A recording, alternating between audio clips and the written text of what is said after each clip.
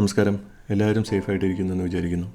എൻ്റെ കഴിഞ്ഞ മാസത്തെ വയനാട്ടിലെ ട്രിപ്പിൽ എനിക്ക് ഏറ്റവും ഇഷ്ടപ്പെട്ട ഒരു സ്ഥലമായിരുന്നു ഇന്നലത്തെ ഉരുൾപൊട്ടലിൽ തകർന്നു പോയ സ്ഥലം. അന്ന് ഞാൻ എടുത്ത കുറച്ച് വിഷ്വൽസ് ആണ് ഈ വീഡിയോയിലുള്ളത്. ഈ ഉരുൾപൊട്ടലിന് മുമ്പ് അവിടെ എങ്ങനെയായിരുന്നു എന്നുള്ള ഒരു വിഷ്വൽസ് നിങ്ങൾക്ക് കാണിച്ചു തരാൻ വേണ്ടി മാത്രമാണ് ഈ വീഡിയോ ഞാൻ ഇടുന്നത്. ഈ കാണുന്നതാണ് ചൂരൽമല ടൗൺ. ഇത് ഒരുപാട് അഫക്റ്റ് ആയില്ലെങ്കിലും എന്നാലും ഇവിടെയും ഒരുപാട് ചെളിയും മണ്ണും എല്ലാം ആണ്.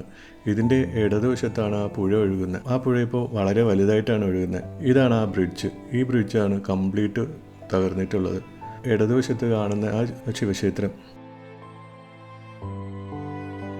ഇവിടുന്ന് ഇടത്തേക്ക് പോയി കഴിഞ്ഞാൽ അട്ടമല പോകാൻ വലത്തേക്ക് പോയി കഴിഞ്ഞാലാണ് ഈ മുണ്ടക്കൈ എന്ന് പറഞ്ഞ സ്ഥലത്തേക്ക് പോകുന്നത്. ഏകദേശം ആ ഒരു ശിവക്ഷേത്രത്തിൻ്റെ അത്രയും വീതിയിലാണ് ഇപ്പോൾ ആ ഒരു പുഴ ഒഴുകുന്നത്. ഞാൻ ലാസ്റ്റ് ഇവിടെ വന്നപ്പോൾ, ഞാൻ കഴിഞ്ഞ മാസം വന്നപ്പോഴത്തേക്കും ആ പുഴ ഇവന്തോ മഴ ടൈം ആയെങ്കിലും ആ പുഴയൊക്കെ ഒഴുകുന്നതെന്ന് വെച്ച് കഴിഞ്ഞാൽ വളരെ നേർത്തായിരുന്നു. പുഴ എന്നൊന്നും പറയാൻ പോലും അപ്പം പറ്റത്തില്ലായിരുന്നു. അതുകണക്ക് തന്നെ ഇങ്ങോട്ട് വരുമ്പോഴത്തേക്കുള്ള വിഷ്വൽസ്, ആക്ച്വലി ഞാൻ വഴി തെറ്റിയാണ് ഇങ്ങോട്ട് കയറി വന്നത്. പക്ഷെ എന്നാലും എൻ്റെ വിഷ്വൽസ് എന്ന് പറയുന്നത് വളരെ മനോഹരമായിരുന്നു. ഈവൻ ദോ എൻ്റെ ക്യാമറയിൽ കുറച്ച് വെള്ളം ഇരുന്നുകൊണ്ട് എനിക്ക് നേരെ എടുക്കാൻ പറ്റിയില്ല എന്നുണ്ടെങ്കിലും നിങ്ങൾക്ക് കാണാം ഈ ഒരു മുമ്പിൽ കാണുന്ന മലയും ഈ തേയിലത്തോട്ടും ഒക്കെ കാണാൻ എന്ത് മനോഹരമാണെന്ന്. ഇതാണ് സെൻട്രൽ റോക്ക് എന്ന് പറയുന്നത്. അതിൻ്റെ വലതുവശത്തു കൂടിയാണ് ആ പുഴ ഒഴുകുന്നത്. ആ പുഴയിൽ ഇറങ്ങരുത് എന്ന് പറഞ്ഞിട്ട് അവിടെ ഒരു ബോർഡ് വെച്ചിട്ടുണ്ട്.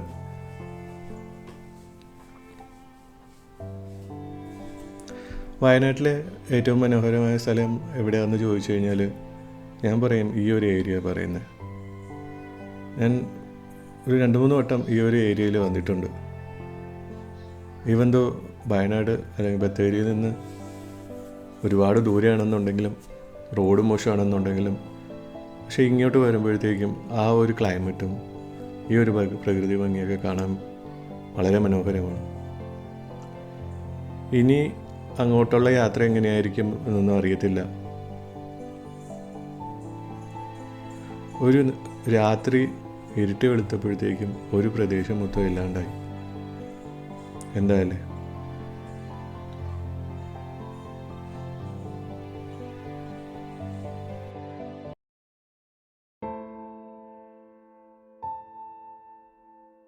സാധാരണ ഞാൻ ബൈക്കിൽ ട്രാവൽ ചെയ്യുമ്പോഴത്തേക്കും ഇത് കണക്ക് വിഷ്വൽസ് വരുമ്പോഴത്തേക്കും കുറച്ച് നേരം എടുത്തിട്ട് ഓഫാക്കുകയാണ് ചെയ്യുന്നത്. എന്തോ ഇങ്ങോട്ട് കയറിയപ്പോഴത്തേക്കും എനിക്ക് ക്യാമറ സ്വിച്ച് ഓഫ് ആക്കാൻ തോന്നിയില്ല. അങ്ങനെ റെക്കോർഡായിക്കൊണ്ടേയിരുന്നു. കാരണം ഈ ഒരു സ്ഥലം എനിക്ക് വളരെയധികം ഇഷ്ടപ്പെട്ടു.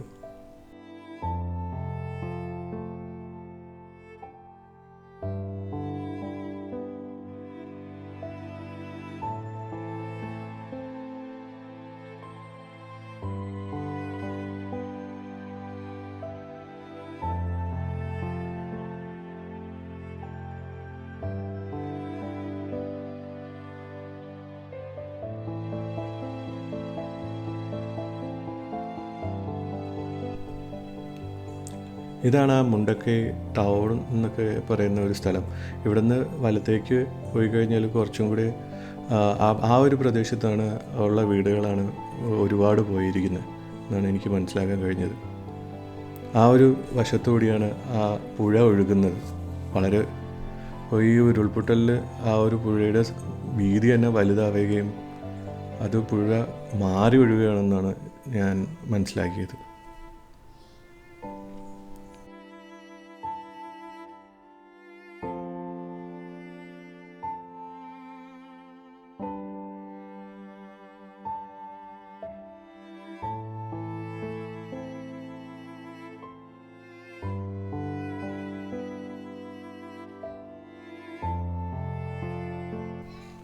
സോ എനിക്കിവിടെ വന്നപ്പോഴത്തേക്കും ഒരു കൺഫ്യൂഷനായി. ഞാൻ ഇനിയിപ്പോൾ എങ്ങോട്ടാണ് പോവേണ്ടതെന്നുള്ള. എന്നാലും ഞാൻ മുകളിലേക്ക് തന്നെ പോകാമെന്ന് വിചാരിച്ചു. ഇത് കണ്ടിട്ട് ഏതൊരു പ്രൈവറ്റ് പ്രോപ്പർട്ടിയോ റിസോർട്ടിൻ്റെ എന്തോ വഴിയാണെന്ന് എനിക്ക് തോന്നി. ബട്ട് സ്റ്റിൽ വിഷ്വൽസ് നല്ലതായതുകൊണ്ട് ഒന്ന് പോയി നോക്കാമെന്ന് വിചാരിച്ചു.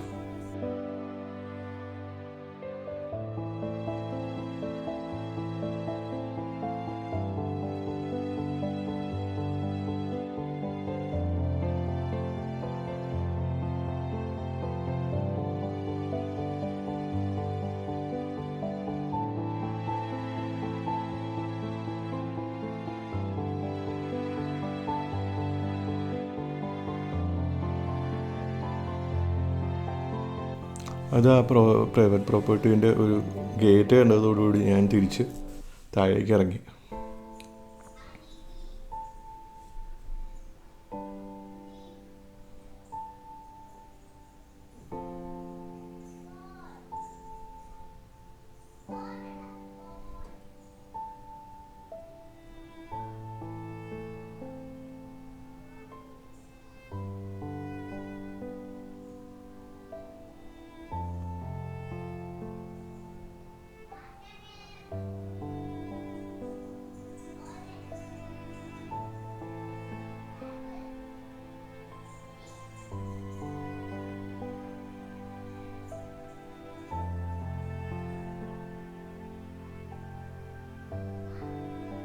എന്തായാലും വളരെ ഞെട്ടലുണ്ടാക്കിയ ഒരു ദുരന്തം തന്നെയാണത്. ഇങ്ങനെയൊക്കെ ആവുമെന്ന് ആരും പ്രതീക്ഷിക്കില്ല.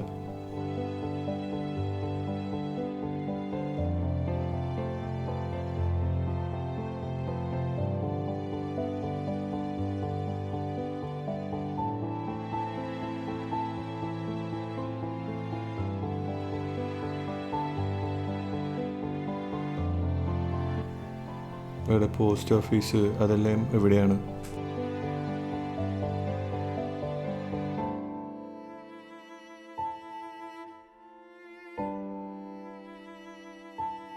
കാണാൻ വന്നത് അട്ടമല വ്യൂ പോയിൻ്റാണ്. പക്ഷേ എനിക്ക് വഴിയും തെറ്റി ഇവിടുത്തെ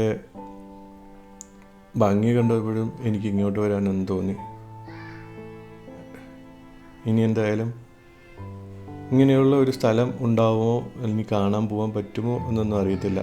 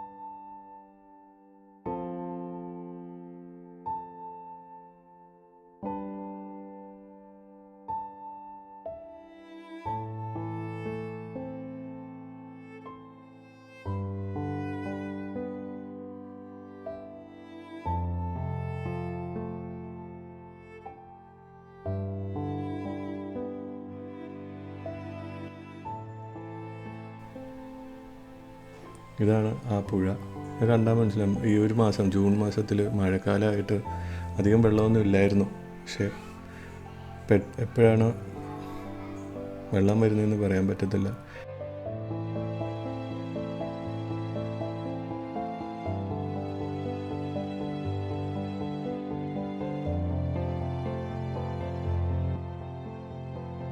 ഇതായിരുന്നു ആ വെള്ളത്തിൽ പോയ ശിവക്ഷേത്രം.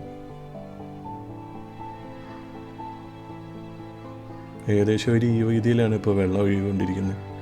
ഇതാണ് നമ്മുടെ നേരത്തെ പറഞ്ഞ ചൂരൽമല ബ്രിഡ്ജ്.